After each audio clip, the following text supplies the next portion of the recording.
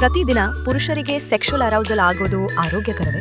ಪುರುಷರಿಗೆ ಪ್ರತಿದಿನ ಸೆಕ್ಷುವಲ್ ಅರೌಸಲ್ ಆಗೋದು ಅಥವಾ ಇರೆಕ್ಷನ್ ಆಗೋದು ಇದು ಸಾಮಾನ್ಯವೇ, ಆರೋಗ್ಯಕರವೇ? ಹೌದು, ಬಹುತೇಕ ಸಂದರ್ಭಗಳಲ್ಲಿ ಇದು ಸಾಮಾನ್ಯ. ಪುರುಷರಲ್ಲಿ ಸೆಕ್ಷುವಲ್ ಡಿಸೈರ್ ಮತ್ತು ಅರೌಸಲ್ ದಿನದಿಂದ ದಿನಕ್ಕೆ ಬದಲಾಗಬಹುದು. ಕೆಲವರಿಗೆ ಪ್ರತಿದಿನ ಆಸಕ್ತಿ ಇರಬಹುದು, ಕೆಲವರಿಗೆ ಕೆಲವೊಮ್ಮೆ ಮಾತ್ರ ಇರಬಹುದು. ಇದಕ್ಕೆ ಯಾವುದೇ ಫಿಕ್ಸ್ಡ್ ನಂಬರ್ ಇಲ್ಲ. ಅದೇ ರೀತಿ ಪ್ರತಿದಿನ ಇರೆಕ್ಷನ್ ಆಗುವುದು ಕೂಡ ಸಾಮಾನ್ಯವಾಗಿರಬಹುದು. ವಿಶೇಷವಾಗಿ ಬೆಳಿಗ್ಗೆ ಇರೆಕ್ಷನ್ ಆಗುವುದು ಸಹಜ ದೈಹಿಕ ಪ್ರತಿಕ್ರಿಯೆ. ಆದರೆ ಒಂದು ಮುಖ್ಯ ವಿಷಯ, ಅರೌಸಲ್ ಆಗುವುದು ಮತ್ತು ಅದಕ್ಕೆ ಪ್ರತಿದಿನ ಮ್ಯಾಸ್ಟರ್ಬೇಷನ್ ಮಾಡಲೇಬೇಕು ಎಂಬುದು ಒಂದೇ ವಿಷಯವಲ್ಲ.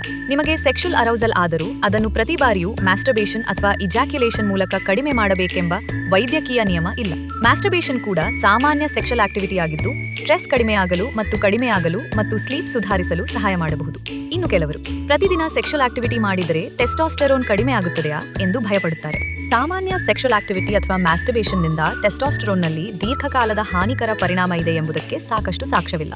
ಆದರೆ ಸೆಕ್ಷುವಲ್ ಅರೌಸಲ್ ನಿಮ್ಮ ದಿನನಿತ್ಯದ ಜೀವನಕ್ಕೆ ತೊಂದರೆ ಕೊಡುತ್ತಿದ್ದರೆ ಅಥವಾ ನಿಯಂತ್ರಿಸಲು ಕಷ್ಟವಾಗುತ್ತಿದ್ದರೆ ವೈದ್ಯರೊಂದಿಗೆ ಮಾತನಾಡುವುದು ಒಳ್ಳೆಯದು.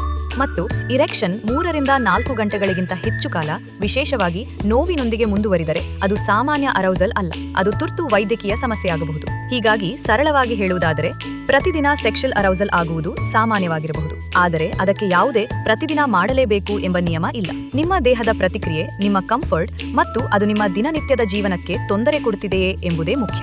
ಆರೋಗ್ಯದಲ್ಲಿ ಸಂಖ್ಯೆಗಿಂತ ಸಮಸ್ಯೆ ಇದೆಯೇ ಇಲ್ಲವೇ ಎಂಬುದೇ ಮುಖ್ಯ.